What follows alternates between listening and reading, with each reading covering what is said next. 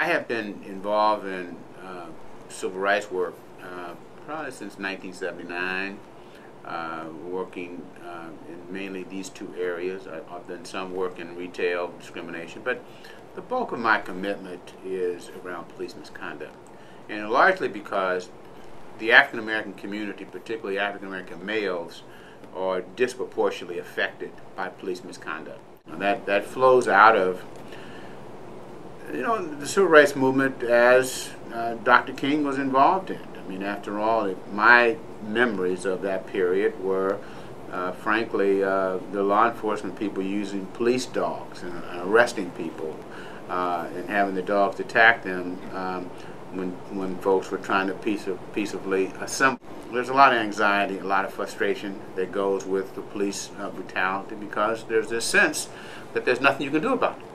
And so what I try to do is give people access, to let them know that there is something you can do about it. It may not work perfectly, but you do need access. You need to know that there's some place you can go. The Oscar Grant case is not resolved in the sense that although Measurely has been sentenced to 2 years state prison, there are two things that are still left to do.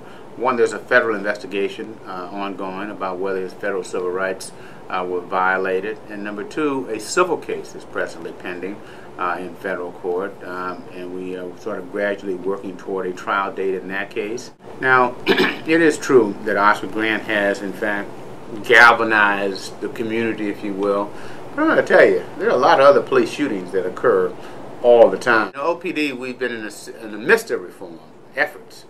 We've just finished another case involving search warrants, and I think we have put together some modification. I think that will improve the situation considerably in the future. Years ago, I was involved in a dog bite case, where it turns out there were a number of dog bites. Now, we've had very few dog bite cases since then. Mm-hmm. New reforms were instituted a number of years ago.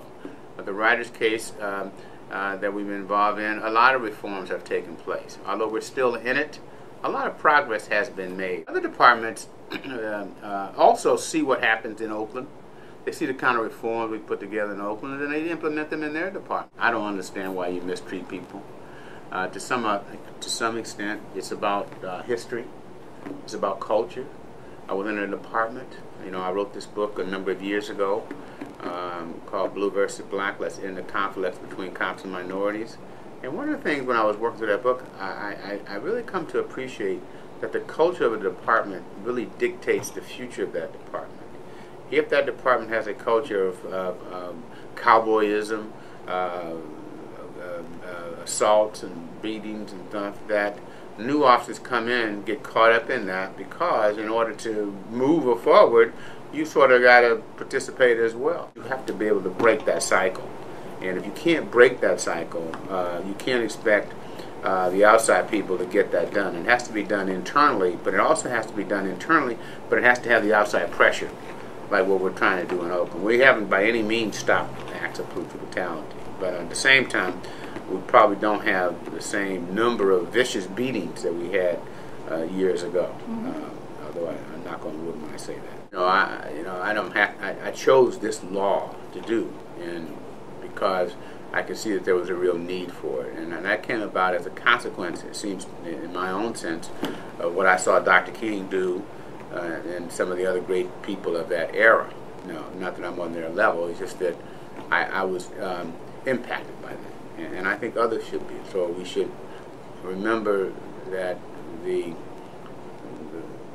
King's birthday is a celebration of and a renewal of our commitment to continue the work that he foresaw, and that was to eliminate injustice. As he said, injustice anywhere is injustice everywhere, and that should be our commitment, and it's certainly my commitment.